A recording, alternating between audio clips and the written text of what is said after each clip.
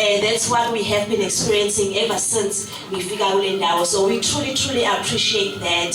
Ngiyabingelela kwabo umfundisi uSiyaya okhona phakathi kwethu and all our RCN members esihamba nawo egameni lika Jesu Kristu waseNazaretha. Amen. I used to have a housemate, or let me say a roommate, and this roommate of mine said, "Yazi Nicole, I am who I am because of my teacher. There is just one teacher who believed in me." So this lady is from Swaziland, and unfortunately in Swaziland, abantu bakhona, they tend to come to la KZN, and especially ngalena ngasekhaya, where the border is very close between Swaziland and South Africa. They actually just walk up outing their passport. Uhambe uproject ngweni usungaphakathi. So she says that wayofunda kulesi sikole, and umefunda kulesi sikole leso, unfortunately she fell pregnant ka grade 10. And then uthi one of the teachers could see potential again.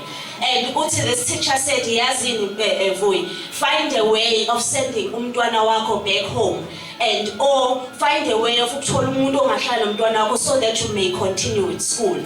Uthi had it not just been for that one teacher, owabona yabona umukhulelwe, you are in a state where akekho umuntu ofuna ukuzassociate nawe.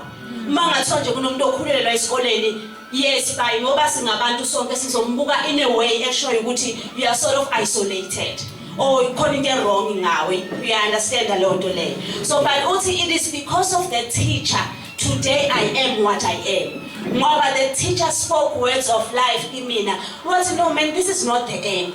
Ingane lephela, it's not death.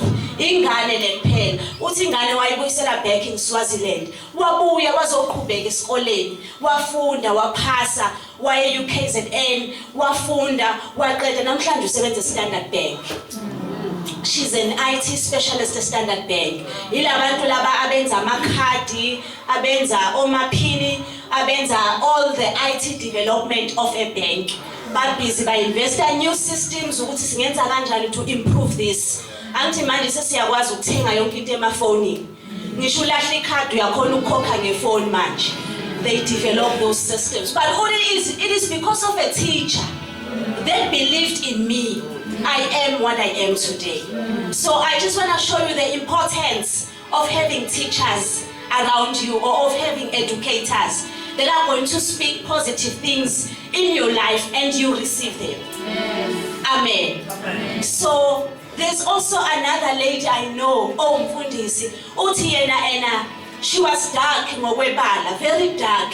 So she was classified as umuntu omubi ngoba she was dark ngokwebala. So uthi yena waseLimpopo, uthi uthisha wakhe wayivela mkhombe eklasini athi wena umubi wena eklasini. So she grew up knowing uthi yena unjani mubi. Uthi that's all I knew.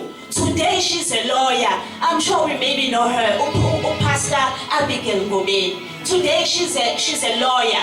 In fact, a few days ago, bengibuka ku news channel on TV a comment about something because they appointed to Parliament as one of the people abanikeze advice. But uthi angizange ngithathe into yokuthi ngimubi mina. And on one of her sermons, uthi ngahamba ngabuyela kulo thisha uthi ngimubi njengoba sengiyilawyer manje. Ngathi uyakhumbula ukuthi wena wawuthi ngimubi. Uyakhumbula ukuthi wena wawuthi ngimubi. Njengoba nje eseyinto enkulu kangaka, not only nje eLimpopo, in the whole of South Africa. She's advising manje people abahlele eParliament. Amen. The same movie person. So in the show you ukuthi there can either be positive words thrown at you, there could either be negative words thrown